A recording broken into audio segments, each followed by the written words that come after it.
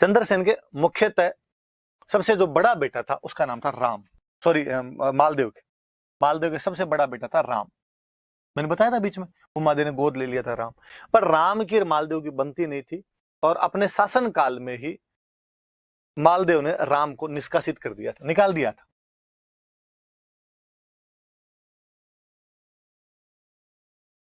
यहां से निकाल दिया था। दूसरा जो बड़ा बेटा था वो था उदय सिंह,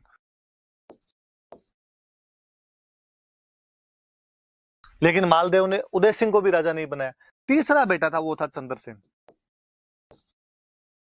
तो मालदेव ने चंद्रसेन को राजा बना दिया था। मतलब कहीं ना कहीं जो सक्सेशन रूल है उसको फॉलो नहीं किया गया।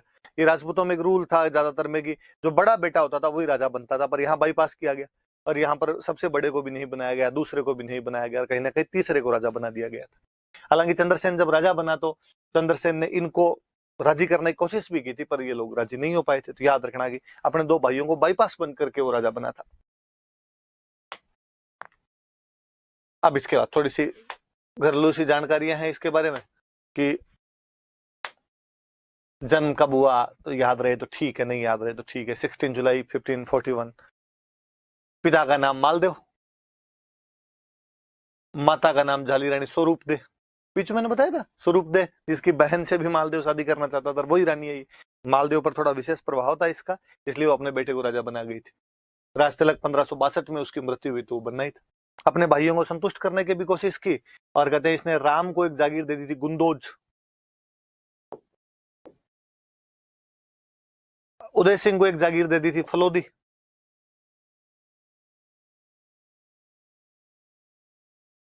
एक भाई और था रायमल, उसको एक जागीर दे दी थी शिवाना। पर भाई इन सब ने लड़ाइयां की इसके खिलाफ, चंद्रसेन और भाइयों के बीच में भी लड़ाई। एक थोड़ा अच्छा युद्ध वो याद रखना, उदय सिंह के साथ में इसका एक युद्ध हुआ था, चंद्रसेन और उदय सिंह का। उदय सिंह वर्सेस चंद्रसेन, इनके बीच में युद्ध हुआ था। जोधपुर में एक जगह पड़ती है लोहावट, तो लोहावट का युद्ध हुआ था। तो कोई पूछ ले कि चंद्रसेन ने अपने कौन से भाई के खिलाफ लोहावट का युद्ध लड़ा था, तो उदय सिंह के खिलाफ। चंद्रसेन जीत गया था, उदय सिंह को फलोदी की तरफ भगा देता है, फाइनली चंद्रसेन यहाँ पर राजा बन गया। चंद्रसेन राजा बन गया तो राम नाराज हुआ, और राम सबसे पहले अकबर के पास गया। अकबर उस समय भारत का मुगल बादशाह बना, अकबर के पास गया, अकबर को जाके कहा कि भाई मेरे पिताजी ने मुझे राजा बनाया नहीं, मेरे छोटे भाई को बना दिया, सबसे बड़ा मैं हूं, हक मेरा बनता था, आप मेरी सहायता करो। अकबर तो बैठा ही था, मौके की ताक में बैठा था। राजस्थान में घुसने का उसको भी मौका चाहिए था किसी न किसी प्रकार से, और भाइयों में आपस में फूट पड़ी हुई, इससे अच्छा तो हो ही क्या। फिर अकबर को कहीं ना कहीं ये भी दिमाग में था कि अच्छा ये जो चंद्रसेन है इसके पिता मालदेव ने मेरे पिता हुमायूं की उस टाइम ढंग से सहायता नहीं की थी, तो उसे लगा ये मौका सही। और उसने राम को कहा कि हाँ मैं तेरे साथ हूं, और अकबर ने अपना एक सेनापति भेजा हुसैन को लिखा कि हुसैन को लिखा तुम जाओ और जाके जोधपुर पे कब्जा कर लो। हुसैन कुली खान को राम की सहायता के लिए भेजा। हुसैन कुली खान यहाँ पर आया और उसने आके जोधपुर पर कब्जा कर लिया। चंद्रसेन को लगा यार जोधपुर पे पार पड़ेगी नहीं अपनी, तो चंद्रसेन यहाँ से जोधपुर से निकलता है और जोधपुर से निकल के चला जाता है भादराजून।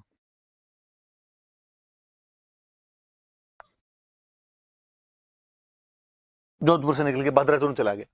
जब चंद्रसेन भादराजून रह रहा था, भादराजून अपने जालोर के अंदर एक जगह पड़ती है, अपने तो वैसे और कहते हैं भाई ये भाद्राजून की, वास्तव में ये शब्द बना हुआ है सुभद्रा और अर्जुन से। अर्जुन जो सुभद्रा भगवान कृष्ण की बहन थी उसके साथ शादी करते हैं, तो कि वो सबसे पहले यहीं आए थे, तो सुभद्रा प्लस अर्जुन से सुभद्रा अर्जुन बना, और सुभद्रा अर्जुन से बाद में ये धीरे धीरे भद्राजून भद्राजून करता भाद्राजून हो गया। तो जोधपुर से भाद्राजून चला गया। इधर अकबर अपने साम्राज्य, ये 1564 के आसपास की बातें हैं जब हुसैन उली खान इधर कब्जा करता है, मुगलों का सेनापति। इधर इसके बाद में अकबर आपके 1569 में 1569 के अंदर अकबर रणथंभौर पे कब्जा कर लेता है, बूंदी वालों से संधि कर लेता है। 1568 में उससे पहले वो आपके चित्तौड़ पर कब्जा कर चुका था, चित्तौड़ का तीसरा शाखा हो चुका था। 1570 में अकबर अजमेर ख्वाजा मोइनुद्दीन चिश्ती की दरगाह पे जियारत करने के लिए आया। यहाँ पे सूफी संत जो मोइनुद्दीन चिश्ती भी हैं उनकी दरगाह पर यहाँ पर मन्नत मांगने के लिए आया।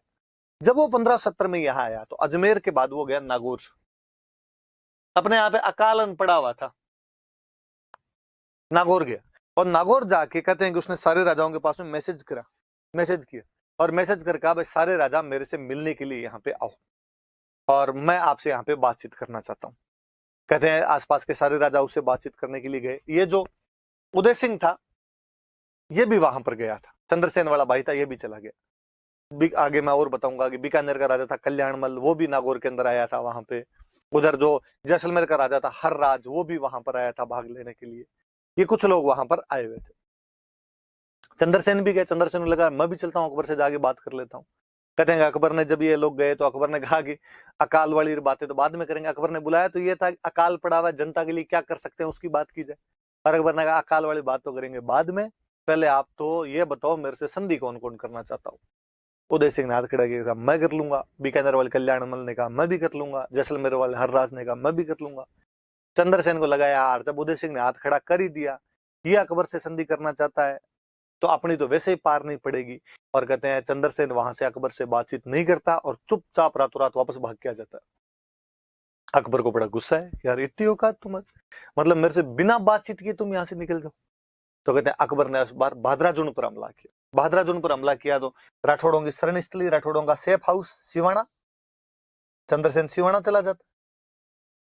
कहते हैं अकबर सिवाना पर भी हमला कर देता है। चंद्रसेन फिर आगे बढ़ा, पीपलूंद चला गया। कहते हैं उसने पीपलूंद पर हमले की। चंद्रसेन और आगे बढ़ा काणूजा चला गया, पहाड़ियां पहाड़ियां घुमा। फाइनली अकबर ने इधर काणूजा पर भी हमला कर दिया। काणूजा पे हमला किया तो वो और आगे बढ़ा और इस बार वो सारण की पहाड़ियों में चला गया। पाली जिले में सारण की पहाड़ियां हैं और यहां पर एक गांव है सिंचियाई, सिंचियाई गांव में चला गया। और वहां कहते हैं कि जो साथ वाले थे अब लड़ते लड़ते तंग आ गए थे और साथ वालों उनका भाई अब अपने लड़ाई बंद कर देनी चाहिए, अपने पास धन वगैरह बचा नहीं है, इतने बड़े शत्रु से कैसे लड़ाई लेंगे। तो ये माना नहीं, तो इसका खुद का एक सामन था बेरी साल नाम करके, उसने जहर दे दिया और वहीं पर 11 जनवरी 1581 को सिंचियाई नाम के गांव में चंद्रसेन की डेथ हो जाती है। बेरी साल नाम के किसी सामंत ने जहर दिया था, ऐसे बताते हैं। कहते हैं वहां खाना खा के आया था और उसके बाद उसकी डेथ हो गई थी। राठौड़ बेरी साल था, उसने इसको जहर दे दिया था, ऐसा कहा जाता है। तो शुरुआत की थोड़ी सी बातें कि अपने भाइयों के साथ इसका विवाद हुआ था। सबसे बड़ा भाई राम था, उसको फलोदी देकर संतुष्ट करने का प्रयास किया था। उदय सिंह को गुंदोज दिया था, उदय सिंह को फलोदी दिया था। और उदय सिंह तो इसके साथ बाकायदा लोहाउट का युद्ध लड़ता है। रायमल को सिवाना देकर राजी करना चाहा, पर राम अकबर के पास गया, हुसैन अली खान को वहां से लेके आया। जोधपुर पर हुसैन अली खान ने कब्जा किया तो ये आपके भादराजुन चला गया। 1570 में नागौर दरबार जब अकबर ने लगाया, नागौर कोर्ट लगाया, तो उसके अंदर चंद्रसेन भी गया। लेकिन जब उसने देखा कि अकबर फेवर कर रहा है, उदय सिंह का फेवर कर रहा है, तो उसे लगा पार नहीं पड़ेगी, अपने भाई की तरफ है ये तो चंद्रसेन वापस भादराजुन चला गया। अकबर ने भादराजुन पे हमला किया तो सिवाना एक शेल्टर हाउस के रूप में था, सिवाना चला गया। सिवाना पर भी जब पार नहीं पड़ी, मुगल सेना ने घेर लिया, आगे पीपलूंद गया, पीपलूंद पे भी मुगल सेना आ गई तो काणूजा चला गया। ऐसे पहाड़ियों में घूमता रहा। उसने थ्रू आउट लाइफ मुगलों की सुपरमेसी एक्सेप्ट नहीं की। फाइनली पाली में सारण की पहाड़ियां पड़ती है, वहां पे सिंचियाई नाम का गांव है, वहां पे कोई कहते हैं खाने में जहर मिला दिया गया था, इसलिए बाद में इसकी डेथ हो गई थी। 11 जनवरी 1581 को चंद्रसेन जो है वहां पर मारा गया था, वहां पर डेथ हो गई थी इसकी, चंद्रसेन की। ये चंद्रसेन के बारे में सीधी सीधी सी बातें। फिर आगे पढ़ते हैं, देखो अपने।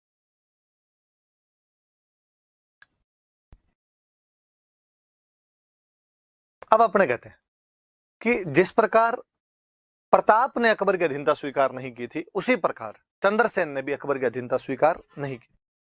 तो इसका मतलब प्रताप और चंद्रसेन में दोनों में कुछ ना कुछ सिमिलरिटीज है, दोनों में कुछ ना कुछ समानता है, इन दोनों को कंपेयर किया जा सकता है। तो आखिर दोनों में क्या सिमिलरिटीज है, दोनों के अंदर क्या समानताएं हैं, उनकी बात करेंगे। कि जैसे प्रताप अधीनता, मैंने और बताया था कि प्रताप वाले राजतिलक समारोह में भी चंद्रसेन गया था और बाद में भी जब इधर लड़ाइयां चल रही थी तो भी चंद्रसेन मेवाड़ के अंदर कुछ दिन रह के आया था। और आप देखिए कि अकबर का फोर्स कहीं ना कहीं दो तरफ लग रहा है, चंद्रसेन के खिलाफ भी लग रहा है और प्रताप के खिलाफ लग रहा है। इसीलिए अकबर राजस्थान के अंदर उस टाइम इतना सफल नहीं हो पाया था कि उसे अपनी सेना इधर मेवाड़ पर हमला करते हैं तो कोई मारवाड़ वाले बिगाड़ करना शुरू कर देते, मारवाड़ वाले हमला करते हैं तो कोई मेवाड़ वाले बिगाड़ करना शुरू कर देते। और कहते सिरोही का राजा था सुल्तान, वो और खिलाफ हो रखा था। इन्होंने पूरा घेरा बना दिया कि दिल्ली से गुजरात वाला, दिल्ली से मालवा वाला पूरा रास्ता ब्लॉक करके रख दिया था इन लोगों ने उस टाइम। तो इनमें क्या आपस में कंपेरिजन है वो थोड़ा देखते हैं। देखो, एक तो सीधा सीधा सा कंपैरिजन है कि दोनों ही आदमी अपनी मातृभूमि की रक्षा के लिए लड़े थे। प्रताप अपने मातृभूमि मेवाड़ की रक्षा के लिए लड़ रहा था, चंद्रसेन अपनी मातृभूमि मारवाड़ की रक्षा के लिए लड़ रहा था। लिखा हुआ है कि दोनों ही शासकों ने अपनी स्वतंत्रता की रक्षा के लिए अकबर की अधीनता स्वीकार नहीं की। Both the rulers did not accept the supremacy of emperor Akbar. अधीनता स्वीकार नहीं करते, सीधी सीधी सी बात है, तभी हम तुलना कर रहे हैं। मोटा मोटा सा कारण यही दिखता है अपने को। ये अकबर की अधीनता स्वीकार नहीं की थी। फिर इसके बाद आगे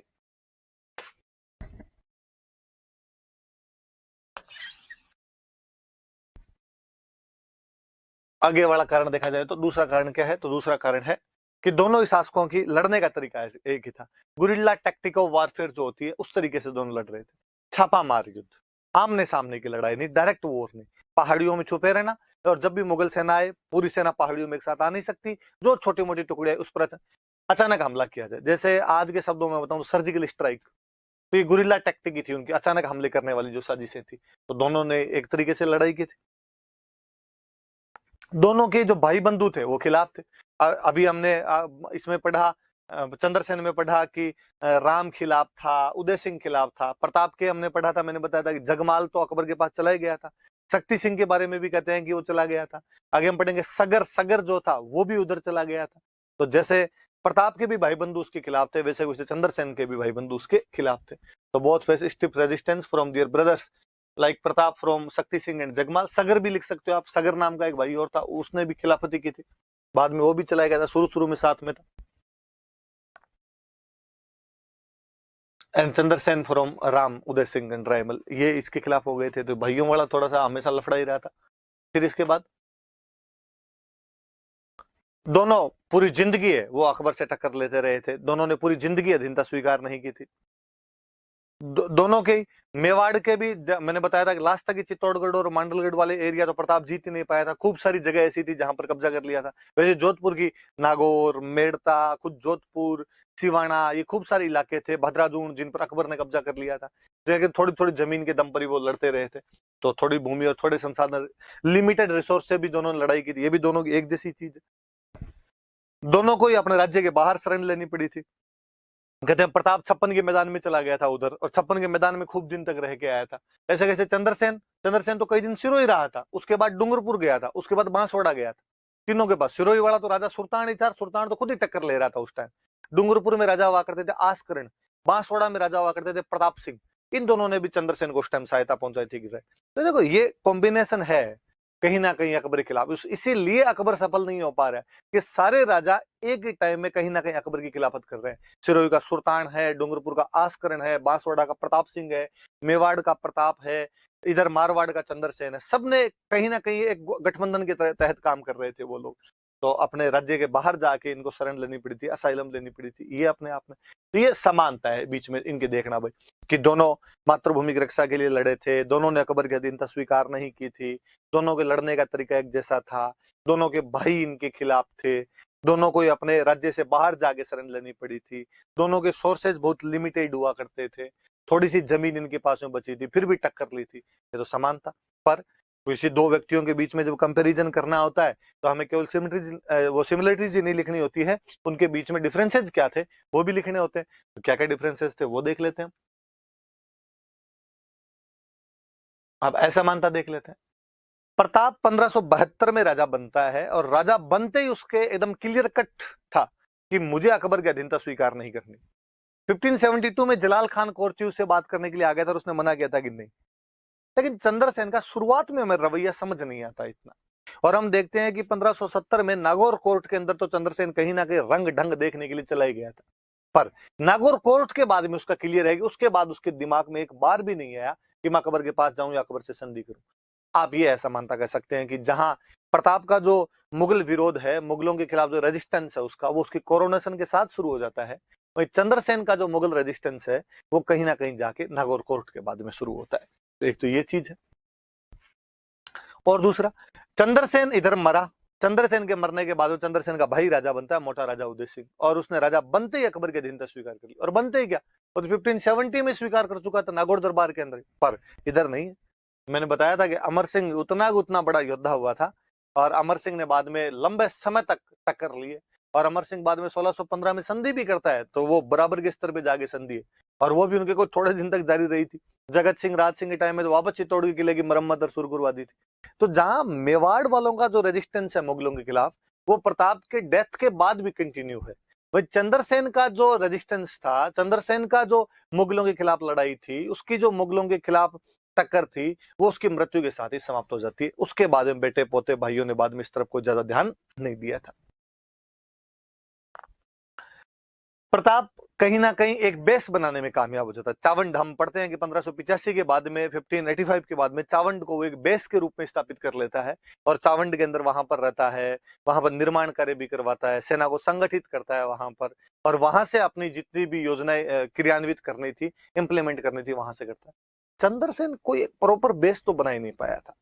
आज जोधपुर, जोधपुर से भादरादून, भादरादून से सिवाना, सिवाड़ा से पीपलून, पीपलून से काणुजा, काणुजा सारण, सारण से सिंचियाई, वो भटकता ही रहा था, एक जगह नहीं बैठ पाया।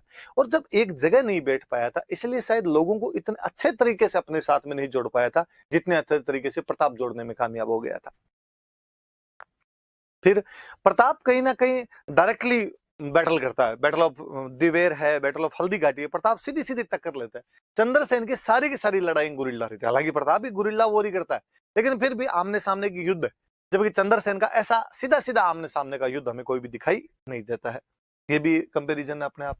फिर प्रताप के टाइम में नेशनलिज्म इतना ज्यादा हावी हो गया था, नेशनलिज्म इतना ज्यादा था कि आम जनता, कॉमन पब्लिक भी युद्ध के अंदर शामिल हो गई थी, जबकि चंद्रसेन के टाइम में कॉमन पब्लिक शामिल नहीं हो पाई थी। वहां पर भामाशाह और ताराचंद जैसे डोनर पैसे ले लेके आ रहे थे, जबकि यहाँ पर ऐसा भी हमें कोई दिखाई नहीं देता है। देखिए, ये भी कहीं ना कहीं अंतर रहा कि कॉमन पब्लिक मतलब राजा का जो स्ट्रगल है वो कॉमन पब्लिक का स्ट्रगल नहीं बन पाया था, प्रताप वाले में बन गया था, चंद्रसेन वाले में नहीं बन पाया था। तो ये भी इन दोनों के बीच में कहीं ना कहीं एक ऐसा मानता है। अब हम कहेंगे कि भाई कोई एक राजा है और उस राजा दो लोगों के बीच कंपैरिजन करना है, एक प्रताप के बीच में और एक चंद्रसेन के बीच में, और हमने कहा कि इनके बीच में सिमिलरिटीज भी है, इनके बीच में डिफरेंसेज भी है, और जितनी सिमिलरिटीज है उतने उतने डिफरेंसेज है। तो हम कहते हैं जब इतने ज्यादा डिफरेंसेज है तो हम चंद्रसेन को मारवाड़ का प्रताप क्यों कहें, फिर उसको प्रताप के बराबर क्यों माने। तब हम कहते हैं कि हाँ, हालांकि चंद्रसेन वाले रेजिस्टेंस में कहीं ना कहीं कमी दिखाई देती है, प्रताप के बराबर दिखाई नहीं देता है, परंतु हमको थोड़ी सी चीजों पे और ध्यान देना पड़ेगा। किन चीजों पे? कि एक तो जो चंद्रसेन है उसकी जियोग्राफिकल कंडीशंस, इनकी तरफ हमें ध्यान देना पड़ेगा। भौगोलिक स्थिति कैसे, किसकी भौगोलिक स्थिति? तो भौगोलिक स्थिति मेवाड़ की और भौगोलिक स्थिति मारवाड़ की। वैसा मेवाड़ हिली एरियाज है, पहाड़ी प्रदेश था, पहाड़ियों में गुरिल्ला टैक्टिक सक्सेस हो सकती है। मारवाड़ समतल मरुस्थल है, प्लेन डेजर्ट है, और यहां पर गुरिल्ला टैक्टिक इतनी सफल नहीं हो सकती। छुपने की जगह ही नहीं आपके पास, ले दे के आपके पास सिवाना वाली पहाड़ियां थी और इतनी ज्यादा पहाड़ियां नहीं। फिर पहाड़ियों वाला क्षेत्र होता है तो खाने पीने के लिए कुछ ना कुछ मिल जाता है। यहाँ मरुस्थल में दूर दूर तक ना बंदार ना बंदे की जात, न तो कोई खाने पीने की चीजें, न आपको छुपने की जगह, जो कि मेवाड़ में खाने पीने की चीजें भी आपको मिल रही है उन पहाड़ियों के अंदर, और छुपने की जगह भी ढंग से हो रही है। तो हमें यह भी नहीं भूलना चाहिए कि प्रताप की तुलना में चंद्रसेन की जो ज्योग्राफिकल कंडीशन है वो एडवर्स थी, उसके बावजूद वो लड़ रहा है। फिर दूसरा, प्रताप को डोनर मिले थे, भामाशाह और ताराचंद। इधर मारवाड़ था, मंगतों का ही देश था, तो डोनर नहीं मिल पाए उसको। बिना पैसे के तो युद्ध कैसे किया जाए? कहते हैं उसने जैसलमेर वालों को पोखरण का किला बेचना पड़ गया था उसको, उसके पास एक वो लाल था, एक हीरा था, वो मेवाड़ वालों को बेचना पड़ गया था। सामान बेच बेच के काम चलाने पड़े थे। तो घर का सामान बेच बेच के तो युद्ध कितने दिन तक लड़ोगे? आपको सहायता तो मिलनी चाहिए। जबकि भामाशाह ने कहते हैं क्या सहायता दी थी, या 25,000 की सेना लेके 12 साल तक लड़ाई कर लो, तब तक तो कोई चक्कर ही नहीं पड़े आपका। तो दो चीजें हमें ध्यान रखनी चाहिए कि एक तो उसकी जो आर्थिक स्थिति है वो प्रताप की तुलना में इतनी अच्छी नहीं थी, और उसकी जो ज्योग्राफिकल कंडीशन थी वो भी प्रताप की तुलना में एडवर्स थी। इसके बावजूद वो आदमी लड़ा था, इसलिए निश्चित रूप से हम उसे मारवाड़ का प्रताप कह सकते हैं। याद रखना ये बात है, तो उसे मारवाड़ का प्रताप कहा जाता है। तो आपको कभी पूछे कि चंद्रसेन को मारवाड़ का प्रताप कहा जाता है, क्या आप इस कथन से सहमत है? तो आप लिखना बाकायदा कि हाँ, हम इस कथन से सहमत है, हम इसे एग्री करते हैं। फिर आप बताना क्यों करते हैं, तो कि भाई प्रताप और चंद्रसेन में सिमिलरिटीज है इसलिए करते हैं, बताना, पर बाद में कहना हालांकि इनके बीच में कोई डिफरेंसेस भी दिखाई देते हैं, आप डिफरेंसेस बताना। फिर कहना कि इन डिफरेंसेस के बावजूद हम चंद्रसेन को मारवाड़ का प्रताप मानते हैं, क्यों? क्योंकि ये दो चीजें बाद के अंदर आप लास्ट के अंदर लिखना, तब जाके आपका आंसर कंप्लीट होगा भाई। अब आगे पढ़ते हैं, देखो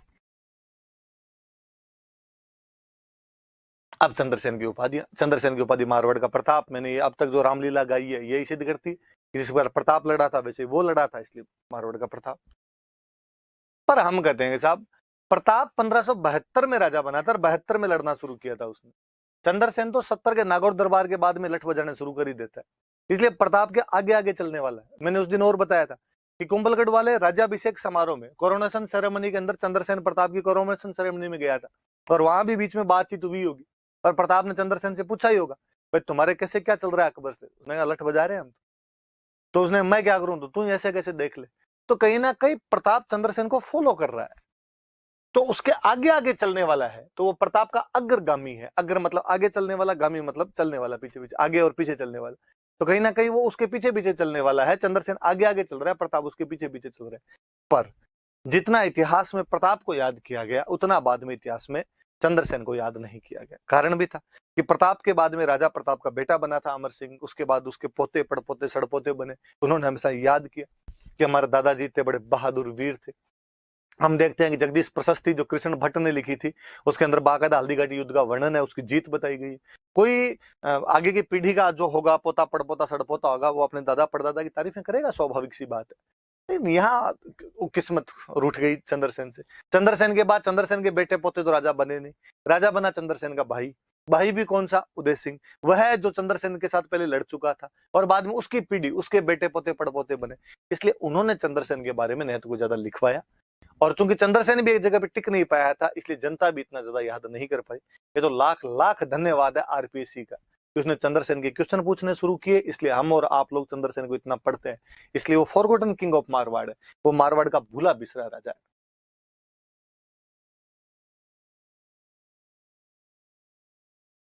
मारवाड़ का प्रताप है, प्रताप का अग्रगामी है, और मारवाड़ का भूला बिसरा राजा। ये थोड़ा और ध्यान रखना कि जो मारवाड़ का प्रताप वाली उपाधि है ये अपने एक इतिहासकार हुए उन्होंने दिए, विश्वेश्वर नाथ रेऊ।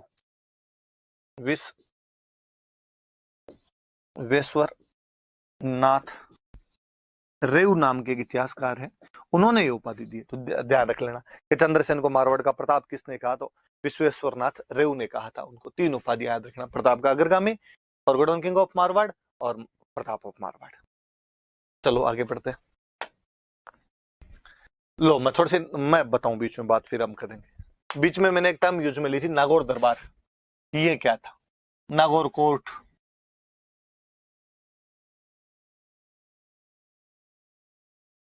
नागौर दरबार कब लगा, 1570 में। किसने लगाया, किसने ऑर्गेनाइज किया, अकबर को। क्यों लगाया, तो दो, अकबर ने जो ऑब्जेक्टिव बताया था, जो स्टेटेड ऑब्जेक्टिव उसका था, जो उसका घोषित उद्देश्य था, जो उसने डिक्लेयर किया, वो तो उसने कहा कि साहब अकाल पड़ा हुआ है और मैं तो फेमाइन चलाना चाहता हूं, यहां पे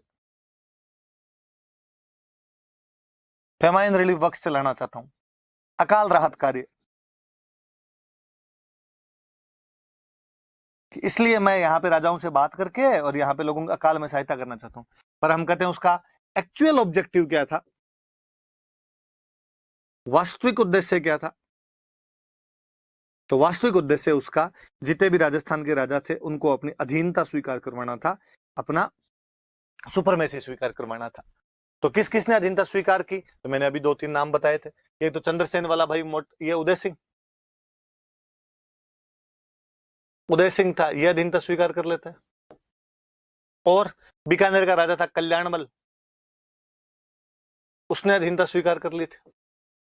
और जैसलमेर का राजा था हर्राज, उसने अधीनता स्वीकार कर ली थी। ये मुख्य मुख्य राजा थे जिन्होंने नागौर दरबार में अकबर की सुप्रीमेसी एक्सेप्ट कर ली थी। कौन कौन है, तो जोधपुर के चंद्रसेन का भाई उदय सिंह, बीकानेर का कल्याणमल, और जो जैसलमेर का कौन है वो हर्राज।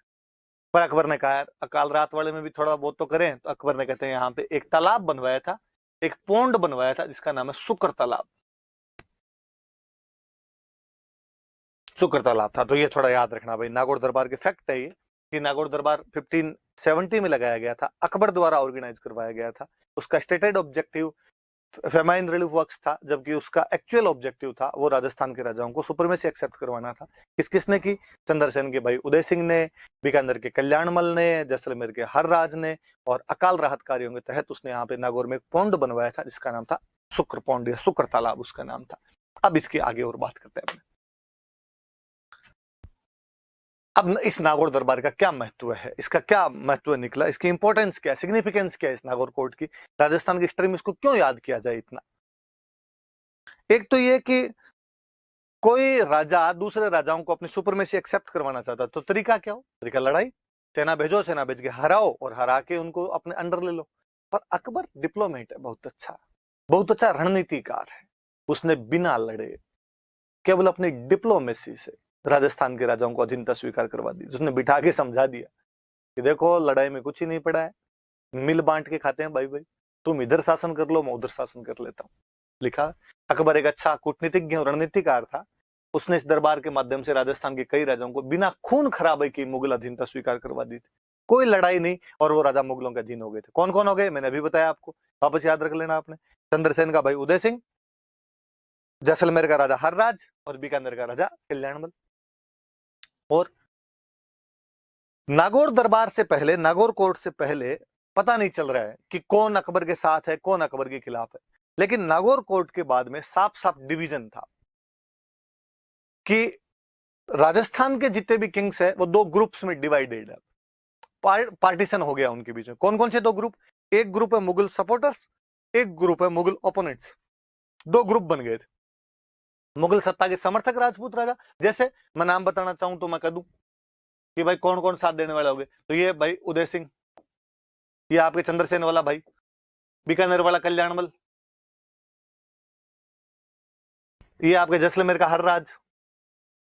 इससे पहले ही बूंदीवाड़ा सुरजन स्वीकार कर चुका था।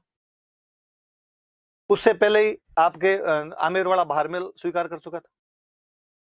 तो ये तो हो गए मुगलों के समर्थक हो गए। अब मुगलों के विरोधी कौन कौन, उनके नाम पढ़ लेते हैं अपने। मुगलों के विरोधी कौन, तो मुगल सत्ता के विरोधी राजपूत राजा, मुगल सत्ता के विरोध, तो ये समर्थक बता दिए मैंने। विरोधी आप कहोगे, आप कह दोगे महाराणा प्रताप, आप कह दोगे चंद्रसेन, आप कह सकते हो कोई सिरोही का सुल्तान, डूंगरपुर का आस्कर। अब डिवीजन दिखाई दे रहा है कि कुछ लोग साथ में, कुछ लोग खिलाफ है, साफ साफ क्लियर डिवीजन। तो एक ये भी इसने 1570 का नागौर दरबार एक विभाजक, जल विभाजक है, वाटर साइड, इसने साफ साफ क्लियर डिवीजन कर दिया था कि कौन साथ है और कौन खिलाफ है। फिर इसके बाद अब तक जो राजा बनते थे अपने बाहुबल से राजा बन रहे थे, कौन किसके बाद राजा बनेगा, भाइयों को टागे बनेगा, दुश्मनों को मार के बनेगा, सब। अब जिन जिन ने सुपरमेसी एक्सेप्ट कर ली थी वहां पर एक रूल ही आ गया। अब जो राजा सुपरमेसी एक्सेप्ट करता है उसका कौन सा बेटा राजा बनेगा, जिसको मुगल बादशाह बनाएगा। तो अब ज्यादातर राजा वो थे जो मुगलों पर डिपेंडेंट थे, क्योंकि मुगलों ने उनको बनाया था। जैसे कल्याणमल के बाद में बीकानेर में राय सिंह बनेगा, वो सीधा सीधा मुगलों का डिपेंडेंट है। यहाँ पे आपके जयपुर के अंदर मान सिंह राजा बनेगा, वो सीधा सीधा मुगलों का डिपेंडेंट है। ये नहीं है योद्धाओं में कमी आई है, ये नहीं है कि कहीं ना कहीं वेलर, उनकी वीरता, बहादुरी, ब्रेव जो है उसके अंदर ब्रेवरी है, उसके अंदर कहीं ना कहीं कमी आई, नहीं कमी आई। राय सिंह और मान सिंह उतने ही योद्धा थे, और मान सिंह तो बेहतरीन योद्धा रहा है। कहते उसने हल्दी घाटी युद्ध के अलावा कभी कोई युद्ध नहीं आ रहा था।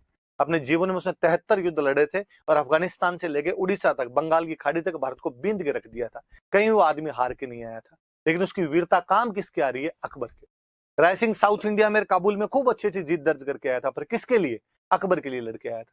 तो राजस्थान में मुगल डिपेंडेंट किंग्स बनने लग गए थे, एक श्रृंखला बन गई थी, जो मुगल अधीनता स्वीकार करने वालों की, राजाओं की एक श्रृंखला बन गई। मोटा राजा उदय सिंह, ये सब, राय सिंह वगैरह। फिर सबसे बड़ी बात, जब भी कोई संधियां होती है इसका मतलब युद्ध बंद। युद्ध बंद मतलब इसका मतलब है पीसफुल एनवायरनमेंट। पीसफुल एनवायरनमेंट मतलब कल्चरल एक्टिविटीज को बढ़ावा मिलेगा। हम आगे मैं बताऊंगा आपको, आप नोटिस करना कि राजस्थान की पेंटिंग्स का जो पूरा डेवलपमेंट है वो अकबर के शासनकाल के दौरान है। कारण कि अकबर के टाइम में मुगलों के साथ में राजस्थान के राजाओं की संधियां हो गई, और जब ट्रीटीज हो गई थी तो पीसफुल एनवायरनमेंट आ गया, और पीसफुल एनवायरनमेंट की वजह से अपने आप में यहाँ पे कल्चरल एक्टिविटीज है वो खूब प्रमोट हुई थी, कल्चरल एक्टिविटीज को खूब सारा बढ़ावा मिला था। तो ये बात थोड़ी सी याद रखने वाली है आपके, कि कल्चरल एक्टिविटीज को बढ़ावा मिल गया था। एक बात फिर थोड़ी सी मुझे याद आई, मैं बता दूं आपको कि इस नागौर दरबार के बाद, नागौर दरबार में जब बीकानेर का राजा कल्याणमल आया था, तो कल्याणमल का दो बेटे थे जिनको अकबर अपने साथ ले गया था। कल्याणमल का एक बेटा था राय सिंह, ये जिस राय सिंह की बात की जा रही है। कल्याणमल का एक बेटा था पृथ्वीराज, इनको अकबर अपने साथ में ले गया था। कालांतर में हम पढ़ेंगे पृथ्वीराज अकबर के दरबार का एक बहुत शानदार कवि बना था, बेली कृष्ण रुक्मणी आगे इसकी किताब है वो पढ़ेंगे। राय सिंह बाद में बीकानेर का राजा बना था, लेकिन बीकानेर का राजा बनने से पहले जब चंद्रसेन जोधपुर से यहाँ से चला गया तो जोधपुर को प्रशासक किसको बनाया जाए, जोधपुर का एडमिनिस्ट्रेटर किसको बनाया जाए, तो राय सिंह को 3 साल जोधपुर का एडमिनिस्ट्रेटर रखा गया था। 72 से 74, 72, 73 और 74 ये जोधपुर का प्रशासक था। तो कोई पूछे कि बीकानेर के, पूछा हुआ क्वेश्चन है, बीकानेर के कौन से राजकुमार को और जोधपुर का प्रशासक बना दिया गया था, तो राय सिंह को जोधपुर का प्रशासक बना दिया गया था। फाइनली 1581 में जब चंद्रसेन की मृत्यु हो गई थी, उसके 2 साल बाद तक और यहाँ पे किसी को राजा नहीं बनाया गया था, जोधपुर को खालसा कर दिया गया था।